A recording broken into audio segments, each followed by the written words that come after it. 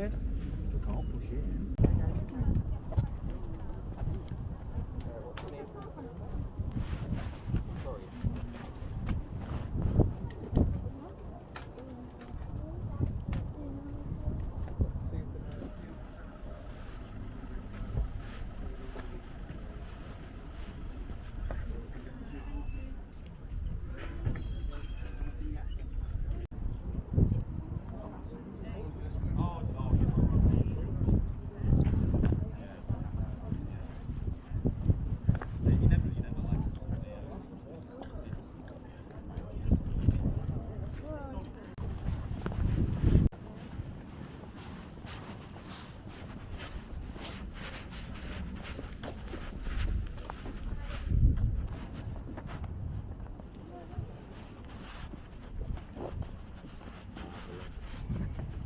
How are we all?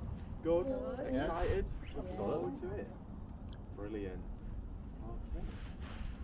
Hello guys, my name is Michael. I'll be your tour guide today, and honestly, thank you so much for coming to visit us here. It has been a long time coming for me. 2 years, 2 very long years.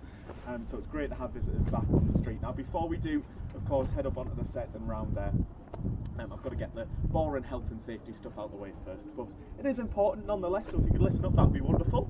So I hope you're all wearing appropriate footwear, because those cobbles are an absolute nightmare if you're wearing 6-inch heels like I was last weekend. So as long as you guys are comfy, that's the main thing, and all wrapped up warm as well, because as you can see, there's a good chance it might rain today because we are in Manchester, you know what it's like. But I always think if it does rain, it makes it a little bit more authentic, doesn't it? Because of course it always rains on Coronation Street. Now as you're going around, the way it'll work is I'll sort of stop in an area, chat about, there's geese, chat about who lives where, who works where, sort of a few storylines from that area, and then what we'll do is I'll set you on your way to get your pictures, then we'll gather back in again, and then so on and so forth, and move around the set, and before you know it, we'll be right back here at the very end, and you guys will have memories to take away with you guys, so hopefully you'll all have a fantastic day. Right, we're going to head up this way now, towards the set, so if you'd like to follow me, if you could stick to the sort of like a pathway as we're going around, try and avoid the roads. There shouldn't be anybody driving around, but if there is, just use the obvious and not stand in front of the car. That'll be wonderful. Follow me this way.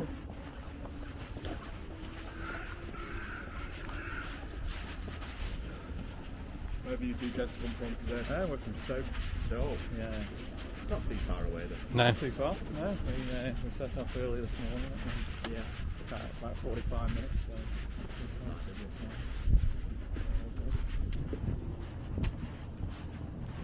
Get the train here or drive? Drove and just parked. So I guess all the staff parking. They do. This is the car park. Yeah. Doesn't get much more exciting than this. As you're going around, guys, keep your eyes out because you might spot some vans that you see on the programme. You can see a Fresco van over here.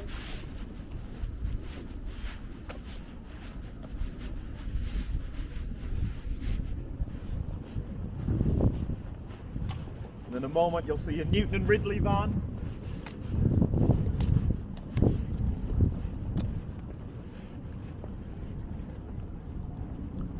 Now the eagle-eyed amongst you will also see there are Fresco banners going down this wall as well. It's amazing, with a bit of camera trickery, we can turn this car park into a supermarket in seconds. So anytime you see them in the Fresco car park,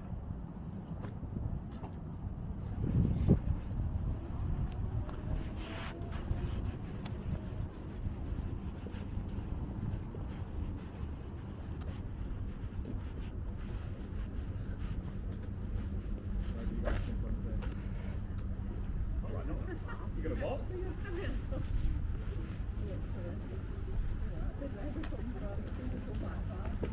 Yeah, we get people coming from Canada, Australia.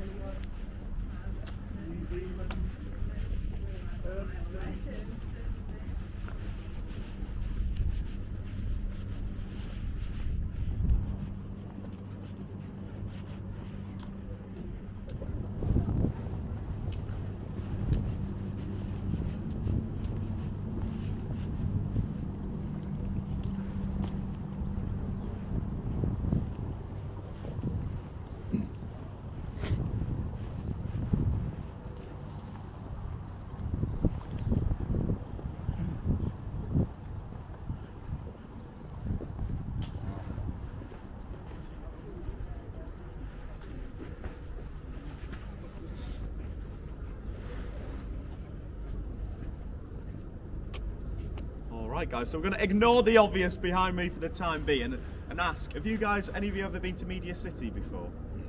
Yeah. A couple of nods here and there. So for those who haven't, welcome firstly. This has been our home since 2014, well sort of the end of 2013 was when production started moving over to here, but it was January 2014 after our Christmas break that Corrie first started filming here. But of course it's not just Coronation Street that's set up home here over the last 10 years, of course. The Voice is filmed over at Dock 10 over there. We've also got CBBC, CBeebies, Blue Peter, News Round, BBC Breakfast, you name it, it's probably filmed in Media City. So it's a real hub, especially during the summertime. You never know, you might see out just walking around. It's a really nice place to be. Of course, you might spot the Corrie Star as well. So, like I say, this bit over here is exclusively Coronation Street. It is the largest single-use production site for one television programme in the world, so we're really proud of it. Did anybody manage to visit our own set at Granada Studios? Yeah, that's what we can do this way. A bit closer. Fantastic. So yeah, that was our home, of course, from when the show began in 1960 right through up until 2013. Our original set, though, wasn't outdoors at all. If you were watching back in the 60s, you'll notice that the entirety of it was filmed indoors. So what we had to do was paint the cobbles on the studio floor and have facades that looked like the outsides of the houses erected in the studio. Now, it was in 1967 that was decided to move those sets outdoors, and a couple of years later they decided to rebuild them in brick. But it wasn't until 1982 that a proper purpose-built set was built, and that was the one that if you guys visited our old home at Granada, that's the one that you'll have visited. We were there for over 30 years, but if you did visit that, you'll have noticed it was absolutely tiny. You couldn't really get cars passing one another on the street, and really in terms of the show's growth, we had to move somewhere like this to allow us to have better storylines, bigger and better storylines. I think it was around the time of the tram crash really that we realised we couldn't go on for much longer at Granada Studios. We needed something that was more built for the 21st century. Right, who's ready to step on those cobbles? Yeah. Okay, follow me. You can sing the theme tune if you want to, guys, that's completely up to you, it's not compulsory. If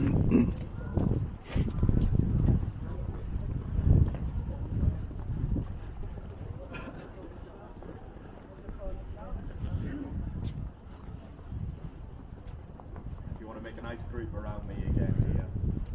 We just need to wait here a sec. Fabulous. You guys want to come in this way?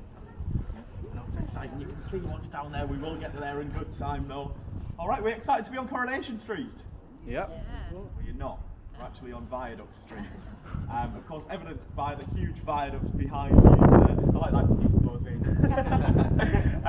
Of course, with the Viaduct Bistro in the centre there, you might remember that used to be Nick's Bistro, just Nick's for a period. It was also the Joinery Bar back in December 2010, of course, owned by Nick Tilsley and Peter Barlow. But it was on one night in December that something disastrous happened. Anybody remember what that was? And it's evidenced if you look up at the viaduct there, you can see there's a slightly different coloured brick.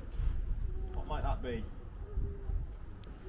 Anybody remember the tram crash? Yes. So there was a big explosion at the Joinery Bar, which of course killed Ashley Peacock.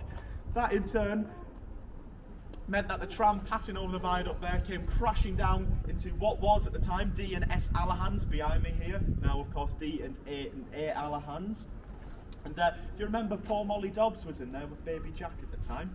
The other end of the tram lifted up and smashed down into the cabin, of course trapping poor Rita. She was left brushing the bonbons out of her bonnet. And we also, of course, on the same night had Fizz, of course, giving birth to baby Hope. So there was hope at the end of it at least. Now it's not the first time, though, that there has been a vehicle rather that's derailed from that viaduct. Going back to 1967, there was a goods train that derailed. Poor Ina Sharples was beneath the rubble on that occasion. Everybody remember Ina? Well, far too young, I think. Yeah. Now, also on this stretch of street, we've got the burnt out Webster's Auto Centre along there, which is now Gary Windas's furniture shop. Number 12, home to Kathy, Brian and Alex. And number 15A behind me here, which is where Daniel, Bertie and Paul live. But of course we've got the corner shop here, D and A Alahans. We know that's Dev's shop, he's had it since 1999. But what does the A and the A stand for? Asda and Aldi. Asher and Ardy, of course, yeah. So that was Deb's little present to them for their birthday. Of course, that used to be D&S. Of course, Sunita was Deb's wife, if you remember. Yeah, anybody remember how Sunita died? In the Rovers. It was in the cellar at the Rovers, wasn't it? Yeah. She nearly met her end though on tram crash night, but she survived for another 3 years after that. Now, of course, like I said, Deb's had it since 1999, but there's been many a famous proprietor over the years. Can you remember when Alf had it back in the 80s, Alf Roberts? Yeah. Of course, going into the 90s, we saw Reg Holdsworth as well. Remember Reg? Yeah. And this was actually where the very first ever scene in Coronation Street took place. Episode 1, Scene 1, we saw Elsie Lappin handing over the keys to Florrie Lindley, and so they say the rest is history. Elsie Tanner? It was Elsie Lappin. Oh, right. Yeah, there was 2 Elsies when the show Yeah. began. So guys, if you want to get your pictures on this stretch of street, then we're going to meet outside of the cabin in a couple of minutes' time. If you've got any questions, I'll be on that.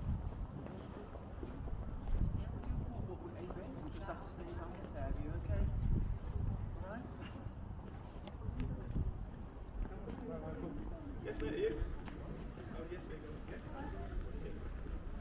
Yeah.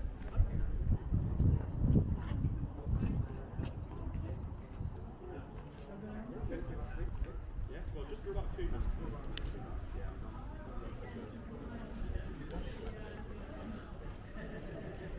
Radio check.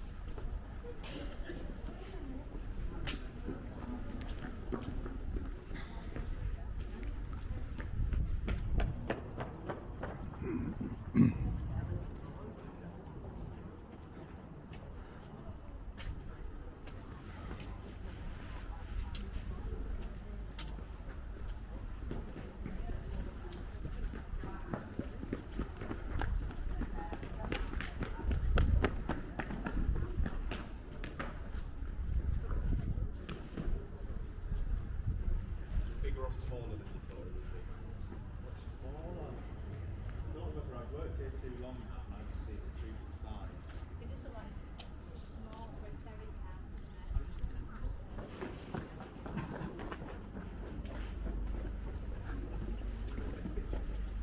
Big picture of you in front of the golden shore.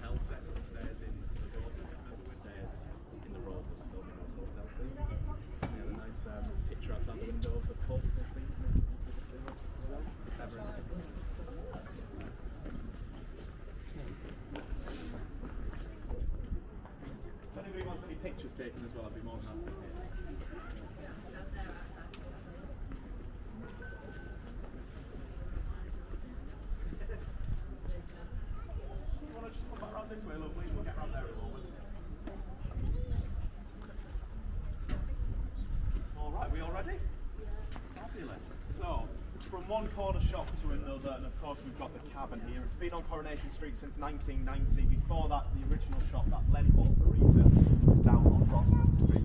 But who owns the Kabin these days? Anybody remember? It's not Rita. Right. It is. It's Brian and Kathy, of course, these days. Of course, Rita did own it for many years. Of course, handed over the keys to Norris. And of course, we lost him last year, didn't we? Yeah. Anybody remember though, of course, Norris being a prankster, what happened to this poor paper boy here? Cut his head off. Yeah, he got decapitated, didn't he? Because of course he said that there was a secret hidden inside of the paper boy. When they chopped its head off, there's nothing inside. It's just Norris playing another joke. Now, of course, before Norris, Rita was joined by Mavis for many years in here. And of course, normally in the window we have some sweets in there, and of course there's some games and things at the moment. But when it comes to the sweets in the Kabin, do you reckon they're real? Yes. Yeah. They are. Yes. However, they've been there an awfully long time. So much so, I personally wouldn't like to eat them. They've probably been brought over from Granada. The reason we do that is it just stops cast and crew when they're on set picking them up and eating them. Because of course, for continuity reasons, you couldn't obviously. You were filming a scene in there, and then over the weekend, cast came in and suddenly ate all of the lemon drops, and then on Monday, we tried to pick up a scene that was set in later in the day. It would look a bit odd, wouldn't it? So, Corrie fans are very vigilant, they pick up on these things. Now, when it comes to the magazines and the other publications that you see inside of here, they're not real either, I'm afraid. Tittle Tattle and Hire and Chit Chat, whilst they look like magazines I'd love to have a read of, they're all created in-house here by our team at Coronation Street, so a lot of hard work goes on behind the scenes to create those. Because of course a lot of the time you see cast members on the front of magazines, don't you? So we could never use real publications, because then where do you blur the line between fiction and reality? Now, I did have a couple of you asking what's inside of the terraced houses behind. Now, I'm afraid to say, if you were to knock on those doors, you wouldn't get Kevin Webster answering the door. There is basically nothing in there. We've dressed the hallways so that the doors can be opened and you can sort of see the set inside, but the majority of the interior scenes for the programme are filmed in our studios. I will point out the odd one here and there where you can notice through the window and see the interior set inside, but as for the terraced houses, they're just too small to be used, I'm afraid, but they have been used for other purposes over the years, such as just for storage or for offices, and indeed upstairs in the Rovers for a short period was the hotel which Gemma stayed in Llandudno after she gave birth to the quads. So we really do get our use out of these buildings. Right guys, so I know you all really want to have a little roam about and explore Weatherfield, so at this point, as long as we go back onto Victoria Street, we've basically got the space from here going all the way down to the Rovers to have a look around, nosy through the letterboxes, get all of your pictures here, and then I'll meet you outside of the Rovers. We've also got a professional photo opportunity down there. The lovely Millie and Kat are down there at the moment. This can be purchased from our gift shop at the end. Get your pictures outside the Rovers, but don't go any further than that, please, guys. We'll then gather back in and then on to the next part of the tour. So you've got a little bit of time to do that for yourselves now, at your own pace. Don't feel like you're having to rush about. If you've got any questions, I'll be happy to answer them. I have a lot of people always say, who lives where? So I can do that for you in a little bit. But go and grab your pictures.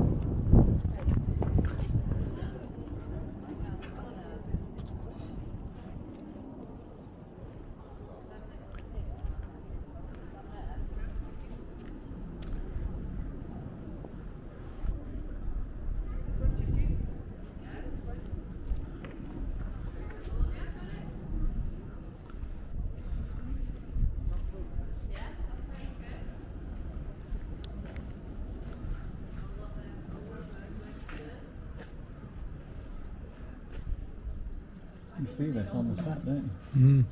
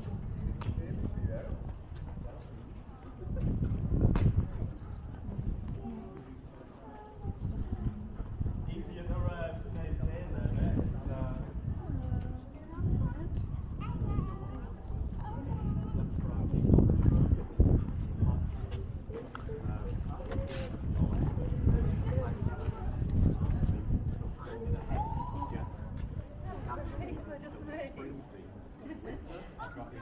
So everything has to be planted a little bit earlier. Then of course when it comes to the summer and we're filming the autumn scenes, Yeah. we have to take all the leaves off the trees. It's amazing, isn't it?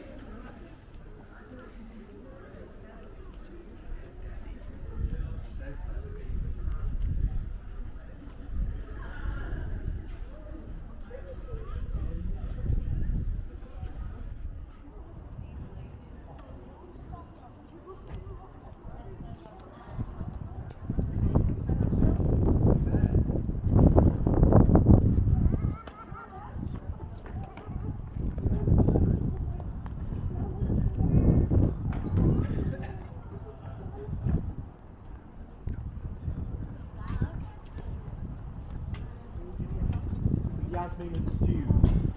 Live there. Can't be a record there. It must be, there must be all of them. Day trip to Blackpool.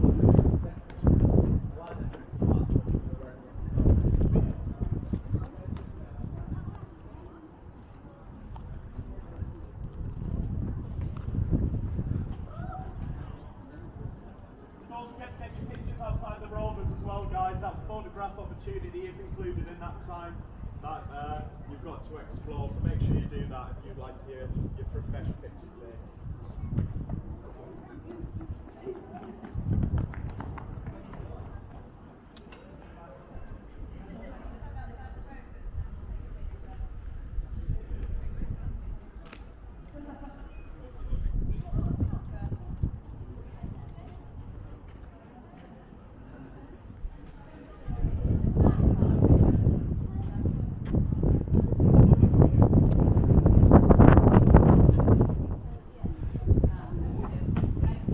Jackson, we can't go back down there.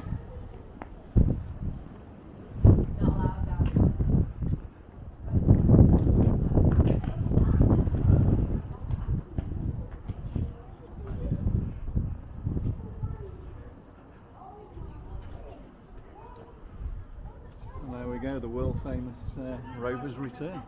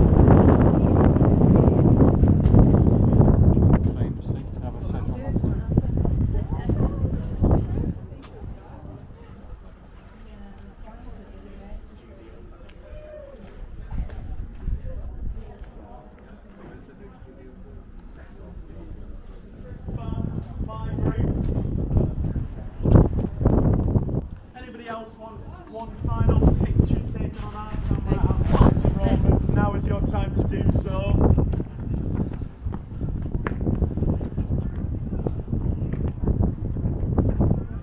Join me down this way now then, please.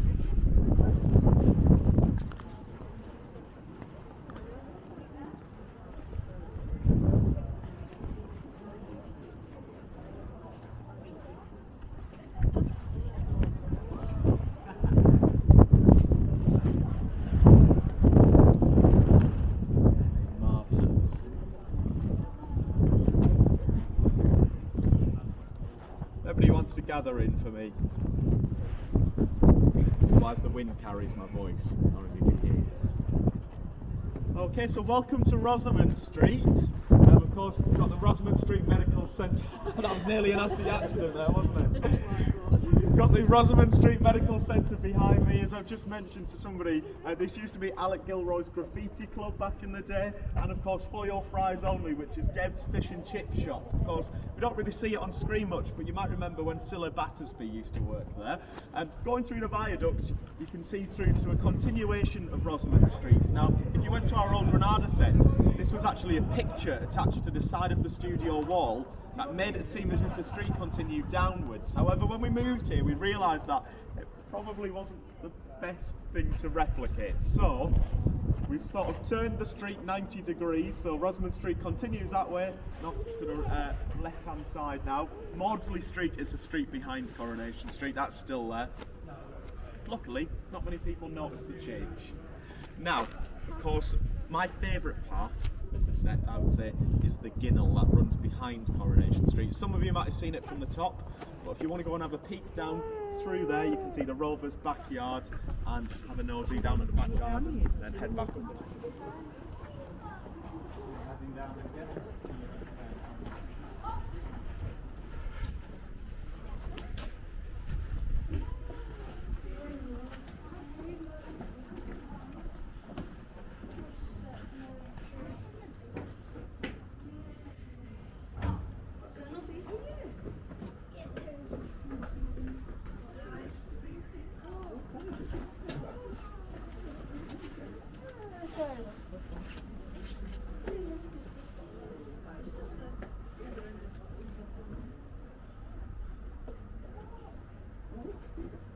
We can't really walk anywhere, even. To walk.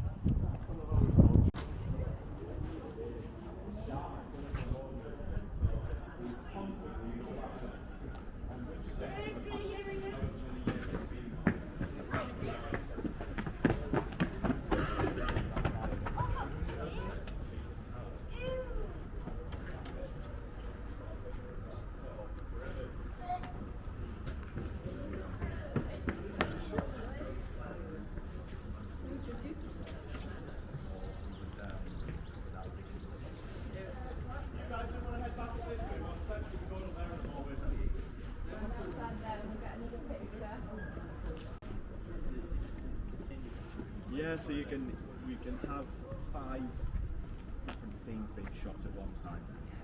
So you'll have maybe somebody in Studio 1, somebody in Studio 2, maybe somebody at this part of the street, somebody in another part of the street.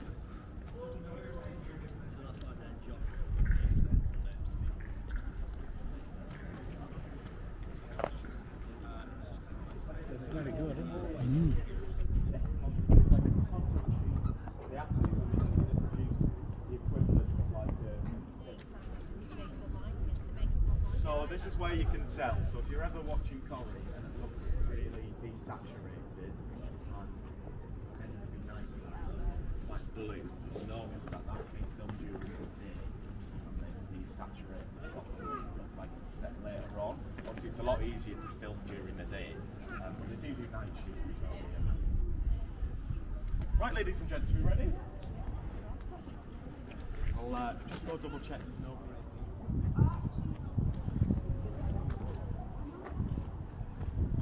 We're going to head to Weatherfield Shopping.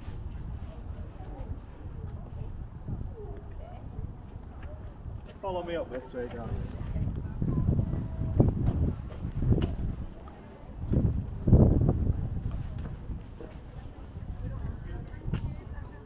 Of course, a bus stop here, and if you have a nosy, you'll notice Granada Studios is on that bus, on the map on the bus stop. However, if you look for the Imperial War Museum, there's conveniently nothing on the other side of the road.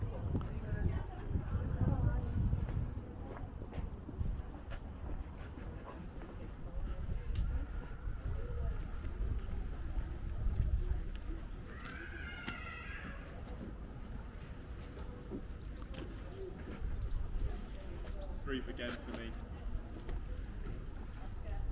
Kebab or a cuppa at Roy's, or perhaps a cabin at town, and this is your place to come, of course. Victoria Street. Now this was added on in 1999 following the closure of the Granada Studios tour. If any of you visited back then, you'll remember that the street sort of stopped here with what was the old Buckies, now of course Preston's Petals. Now we added on sort of the first half of this street, however as we move down I'll explain what was added back in 2018. In fact 4 years ago yesterday we unveiled an extended part of this street, and hasn't time flown. Now when it comes to the businesses, as you will see, they all look pretty good, don't they? When you look through the windows it almost looks as if we could film in there, and that's because for many of these shops on Victoria Street we do. In a few moments I'll set you on your way. You can have a nosy through the front window of Preston's Petals. Tracy's been very kind for the first time in her life. She's left the front door open so you can see inside the set there. You nosy through the window of the kebab shop and the community centre. We also film in those as well. Now once again, this is just the hard work of our team behind the scenes, making it seem, obviously, well, we do film in these ones, but for the shops that we don't film in, matching the interior window sets with the exterior ones that we have here on the street. So it's a seamless operation between the scenes that are filmed indoors and outdoors. Now, one thing that we did have to do when we moved here, and it was a little bit of an inconvenience, we had some buildings that were towering around us for many years at our old Granada set that we had to replicate here. Now, one of them was, if you look at the big warehouse building on the right hand side there, with the two windows, that was the old bonded warehouse at Granada Studios, so we had to build a facade version of that. And this building here, which in the show is Nuttall's Brewery, of course, now an event space owned by Debbie Webster. You might have seen this is where Weatherfield Winter Wonderland took place a few years back. And of course last year we had Coronation Street just on the other side of these gates. Nuttall's Brewery is actually just a way of explaining the old Museum of Science and Industry that was next door to our set at Granada. Now when we moved here, we thought, well, what are we going to do? Because we haven't got the museum anymore, so we've replicated it. So if you go in the city centre, you'll notice there is an exact replica, or rather there's a replica here, of a real life building. The same applies for the bonded warehouse, which is still there at Granada Studios. Of course, Prima Donna behind me, Roy's Rolls going down, and the builder's yard on your right hand side. You've got some time now, guys, if you want to explore and have a look around. Do have a notice just through the windows and things, but please don't go past sort of the builder's yard, please. We'll get onto that in a few moments' time. Any of the newer businesses, they'll use 496. These are numbers that have been set up by us.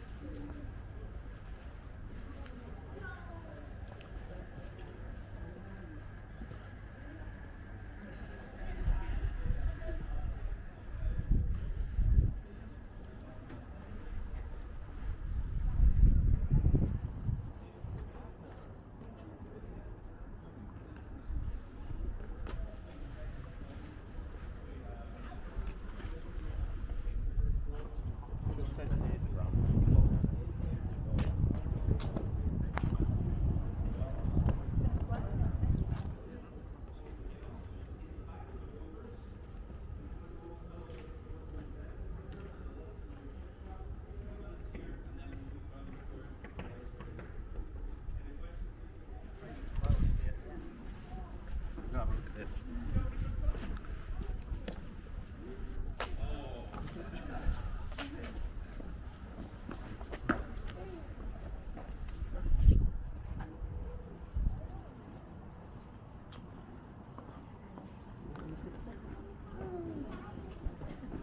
Brilliant.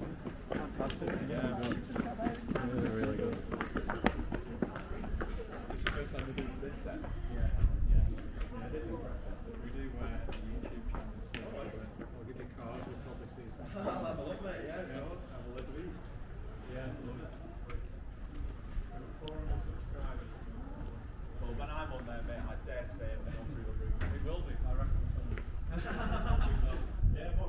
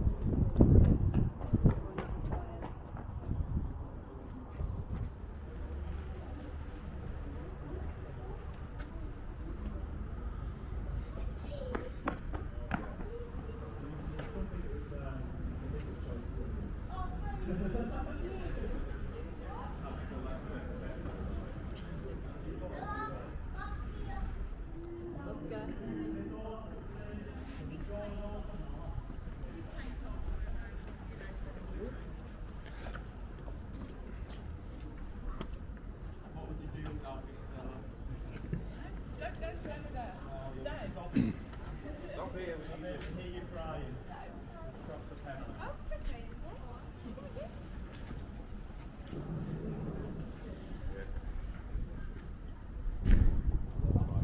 One thing that was really popular for people to do in our old sets, even though it was filmed here on the new set at the time, do you remember when Michelle Keegan was in the programme? She of course played Tina McIntyre. Remember she was pushed off the balcony up there at the builder's yard and ended up face down here on the cobbles, and everybody was visiting at the time lying down on the cobbles and recreating Tina's death, which was bizarre, especially given it never actually happened on the old set, but of course at the time it was open for tours, so everybody was coming and doing now. If you want to gather up this way, we've got Victoria, of course home to Nick and Leanne, and of course Gary and Maria are here as well. And you might remember that this was actually a big storyline for us back in May 2015. Of course, it's set on fire. Anybody remember who started the fire though? Tracy? It was Tracy Barlow. Of course, poor Cal perished in the fire. And of course, there was an explosion on the other side of the road outside of the builder's yard that killed Maddie. Now, of course, once again, it was a real fire. So believable so that people that live over at Media City and around about saw the flames creeping above and actually rang 999 to say that there's a fire at Coronation Street. Little did they know we'd already tipped off, of course, the local emergency services to tell them in advance that we would be, of course, doing this controlled explosion here at Coronation Street. But it just goes to show how believable things can be, especially for the audience as well, because a lot of the time we get people that contact the programme concerned about things that have happened, or perhaps indeed if Roy's got a job going at the cafe, applying for said job. Now, just one thing that's a little new addition here is Seb's Memorial Garden. Of course, we lost Seb last year in that attack from, of course, Corey to him and Nina.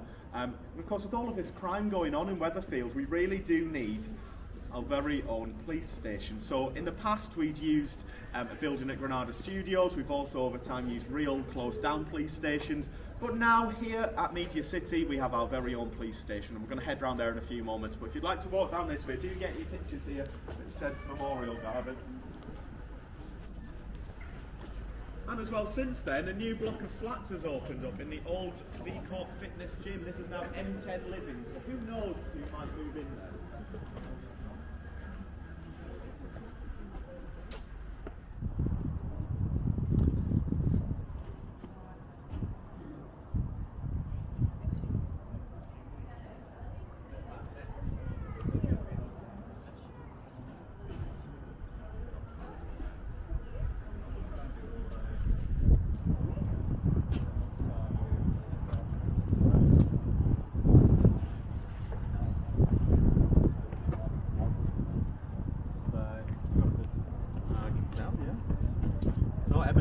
Fantastic. The fact they built a village in the middle of a field is bizarre. Good place to go. Yeah. Alright guys, so before we head on to this bit, we're going to take a sharp left through what is the underground parking for Victoria Court. It's not underground at all because it leads through, of course, to the police station. So we'll just wait on the guys at the back to catch up.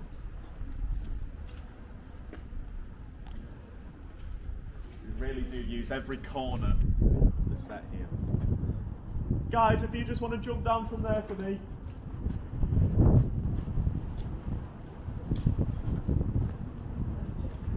You guys want to head through? Yeah. Park yourselves from the police station. Don't look too nervous as you're heading up there.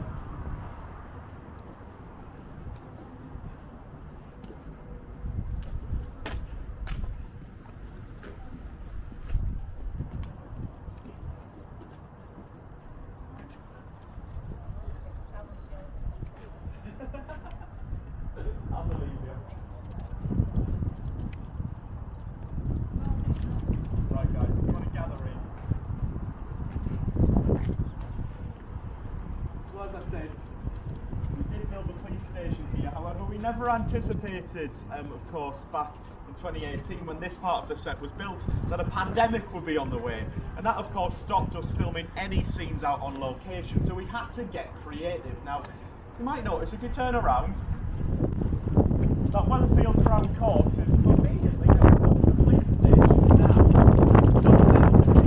and if you look up you'll notice that it's actually a part of the police station.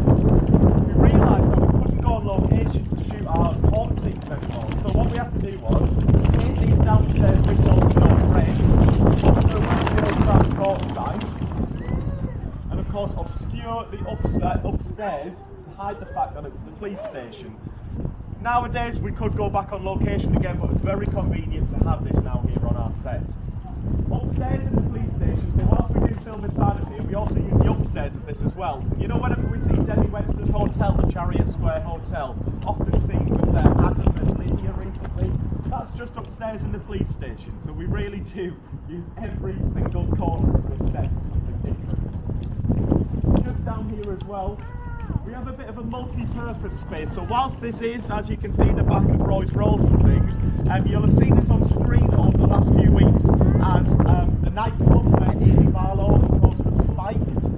We also use that area as Jeremy Bremner's lockup in that storyline with Adam, and it was also used last year in that scene where, of course, Seb and Nina were attacked. So that area really has been used for everything and everything over the last few months. So if you want to have a little look around this area, guys, do feel free to go down to that area just to rotate and get your pictures down there.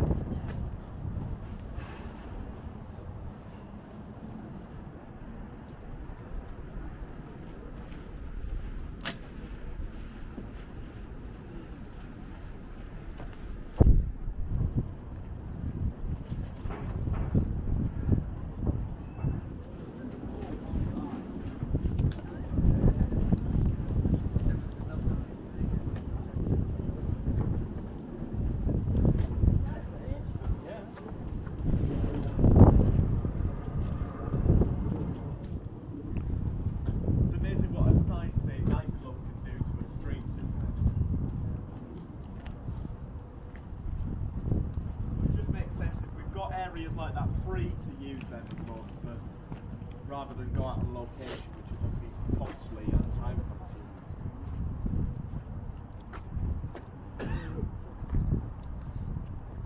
The eagle-eyed amongst you will also notice that something is happening behind the police station. Of course, if you might have seen in the news this week, we are extending the sets and the new precinct will be over in this area. So we'll see that on screen hopefully by the end of the year.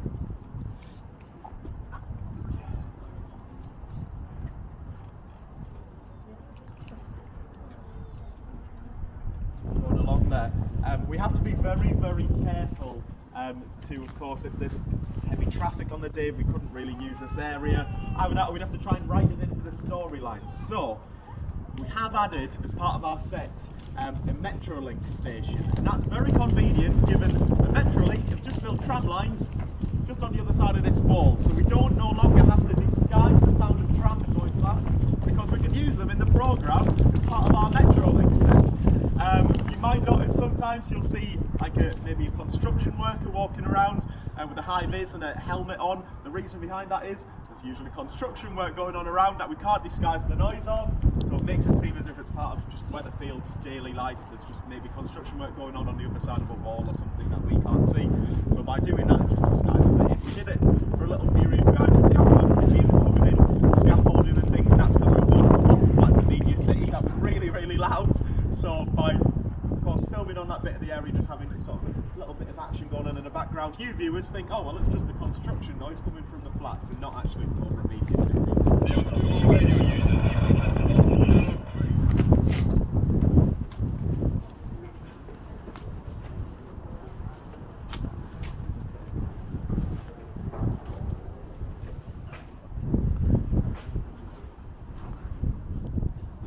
Just a quick look there, we've got trim up north. Of course, this is Audrey's barber shop. She owns it these days. Maria's the manager, and of course David is the barber inside. Ray Crosby bought the salon to redevelop it. She ended up, Audrey opened up, well, didn't open up, she took on ownership of the barber shop here. Now upstairs from here as well, we have the Red Bank Apartments, which we've actually just over the last few months seen on screen for the first time. Of course, Sarah and Adam Barlow, they live in number 7 of Red Bank Apartments. So you might have seen Sarah, she wasn't best pleased with the way that Adam was going on. She was throwing all of his clothes off that staircase just last week. Who knows how that storyline will end up.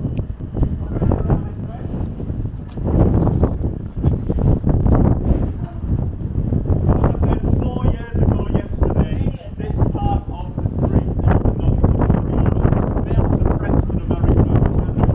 It's allowed us to see speed dial, North tram stop, and of course it's given us some product placement opportunities. You might remember EE, that used to be Costa Coffee, and next door to there we have the Co-op. We also have the Urban Garden over there, which at the back has a memorial bench to the 22 victims of the Manchester attacks. And this is where sometimes we've seen a dramatic scene happen, but also sort of a place for reflection, and I think it's a really nice addition to the set. Of course, you will see that the viaduct ends there, which of course is where our part of the set tour ends, but don't worry, we will continue around. We're going to head to the props area in a few moments' time.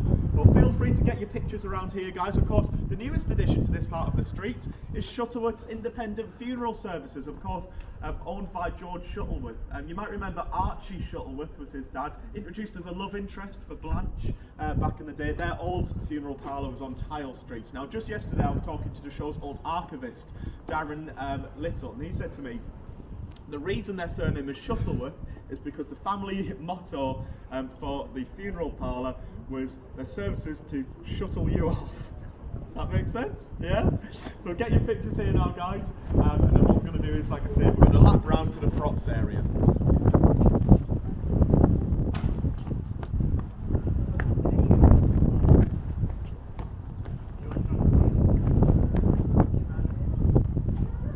Why was that, Daniel? Why was that? We could hear out of that. You're joking?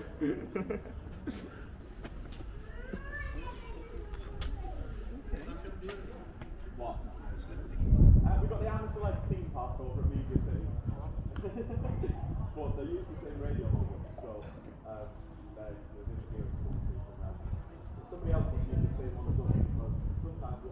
celeb.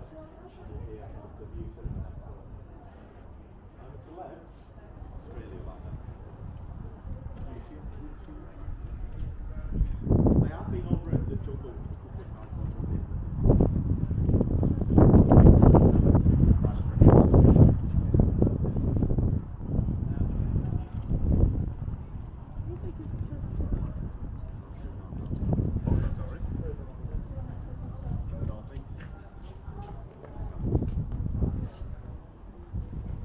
Newcastle under line.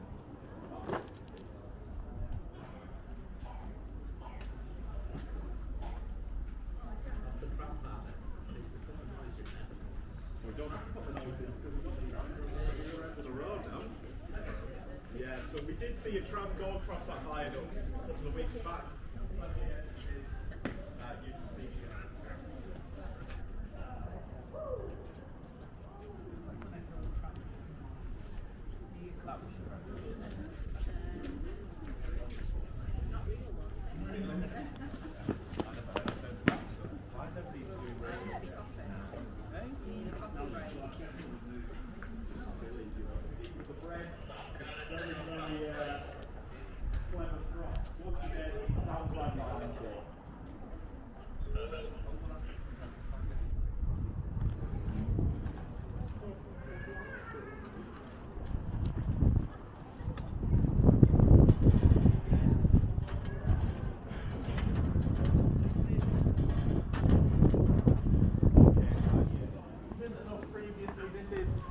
Our last stop on the tour. However, what we're going to do is really take you behind the scenes. I'm going to take you up to our props area.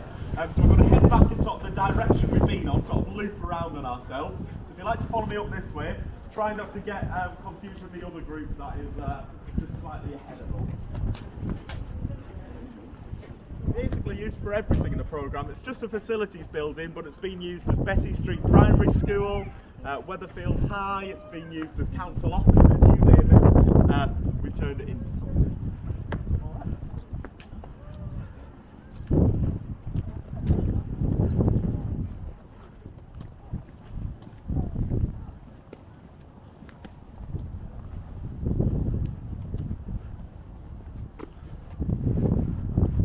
Sure, everybody's joining us.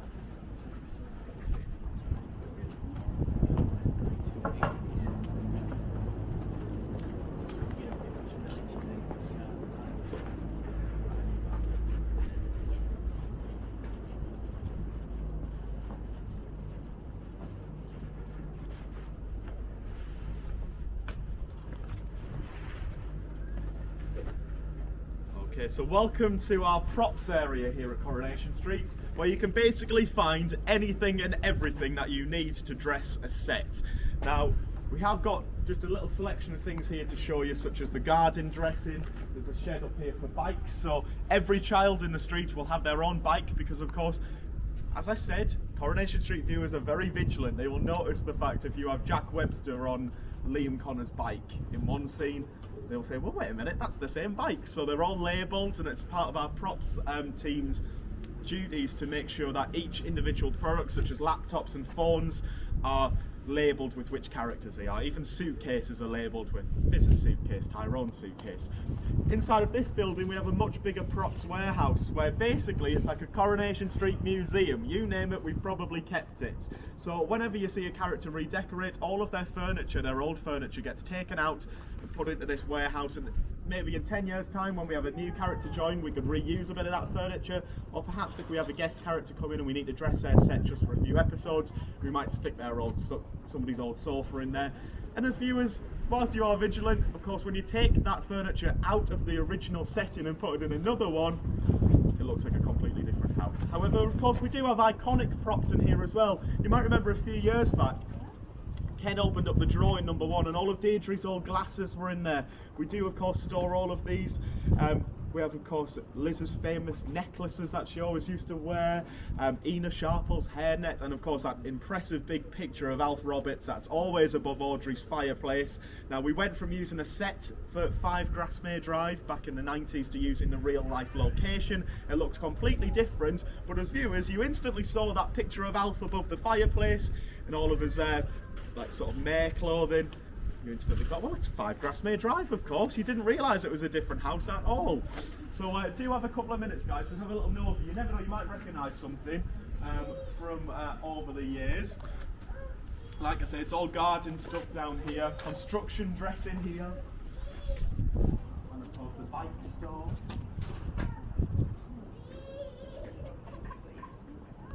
Look at this. This is a shed full of rubbish that they can put in a skip to make it seem like the skip's full of bricks and bits of wood and things.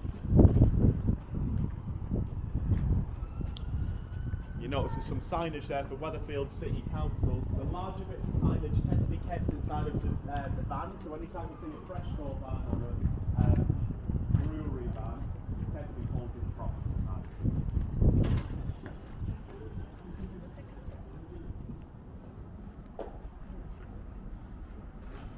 I think the best example as well I saw, we did used to have a big sign here that said, you are now entering Macclesfield. Now, do you remember when Robert was playing away from home with that Vicky lady a few years back? Yeah, the Irish lady. Well, of course, she was meant to be living in Macclesfield, but imagine if we had to film all the way over in Macclesfield all of the time, sort of moving all of our crew down there and setting up in a house. That would be no good, would it? No. So what we did was, we got the big sign saying Macclesfield, put it on a road in Salford, and we used to record the actor who played Robert, Tristan Gemmell, just driving past that. And you guys were instantly fooled, it was Macclesfield, and we were actually just using a house up in Salford for that. You guys all believe it was Macclesfield, brilliant. Right, head up this way now, guys.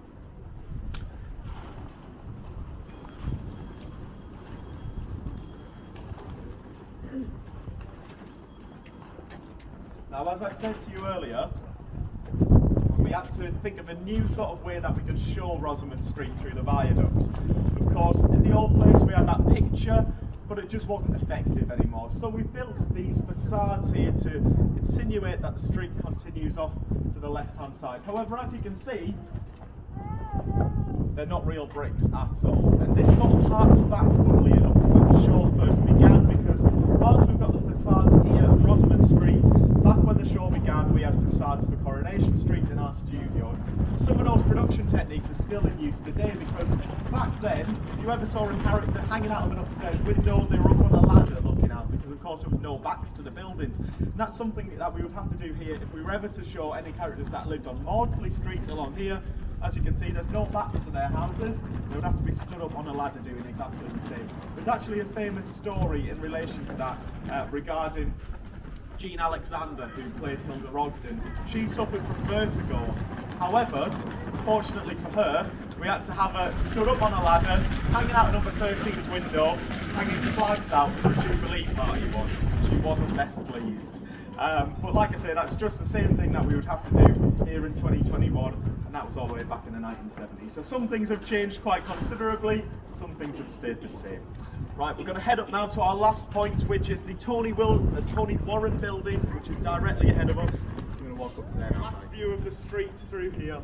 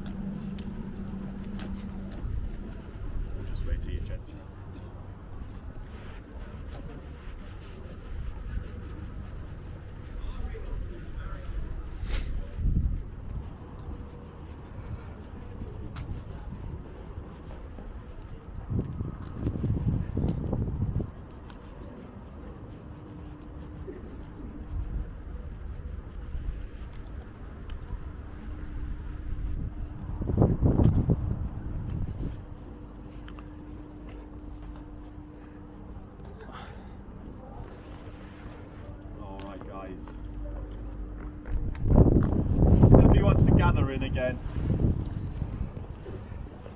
So welcome to the Tony Warren building, of course named after the show's creator Tony Warren. His original vision back in 1959 was to portray real life on screen.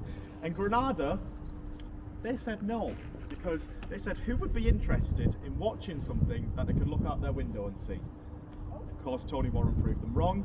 The show was commissioned initially just for 13 episodes, and here we are over 10,000 episodes later with what I dare say is one of the greatest shows on British TV, if not the best. Now this building here, of course, our main production hub, this houses costume, makeup, press and publicity are up there on the first floor. All of the cast dressing rooms are in here, and these two wings coming off the side of studios 1 through to 4. This is where the majority of the interior scenes for the programme are filmed. Now unfortunately we can't take you inside of these purely because of any spoilers, because if you watch an episode of Coronation Street you'll notice that usually about 50%, maybe sometimes more, is filmed on the interior sets and the rest is out on the exterior. So for that reason you guys could go in and see the scene of a murder perhaps. So maybe you could see that somebody was now married to somebody else by the pictures on their walls. So for that reason we can't take you in there. However, this building is a set in itself to a degree. If you all turn around and look in that direction, ignore the Newton and Ridley sign, what is this building used as? You can see a sign in the distance there. It is the hospital, yes. So any time that you see characters arriving up at the hospital, going in through that door, we have to replace this sign, the Tony Warren building, with a sign saying Weatherfield General Hospital. We have another sign that stands here, that one over there, and as well our reception area, we have a big Coronation Street style brick wall in there that we have to try and hide and make it seem like the interior of a hospital building.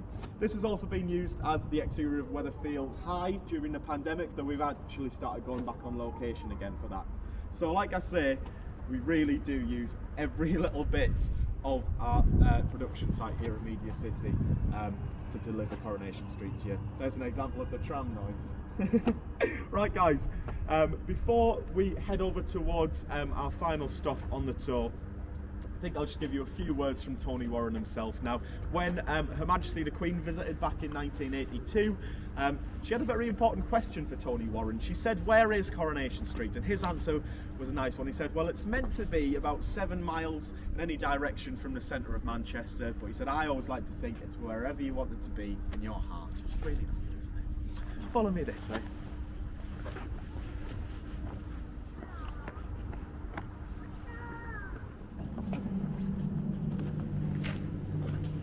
Ladies and gents, so you might have noticed the marquee here with lots of costumes inside. This is just, of course, over the past couple of years to reduce numbers inside of our studio buildings. We've been using these marquees to house costume departments and things, so it just makes it a little bit easier for us to social distance. Of course, with those rules coming to an end now, we're not relying on these buildings as much, which is why our one on the left hand side is now our gift shop here. So this is where if any of you got your pictures taken outside of the Rovers, you can go and grab them, and also take a souvenir home, maybe a magnet for your fridge. Before I do that though guys, just a quick reminder, please keep supporting the programme. It's on of course every Monday, Wednesday and Friday, now for an hour from 8 till 9 PM, so don't miss that. There's some really good stuff coming up soon. Other than that guys, I've been Michael. If you've enjoyed your tour, please leave me a little review on TripAdvisor or Facebook. If not, you can leave it under the name of Pat Phelan, Tracy Ball. I'll take anything other than Michael, basically. But thank you very much for your time, guys. It's been wonderful to do a tour after 2 whole years. So thank you very much for visiting us as well. Thank you very much. Thanks, Mark.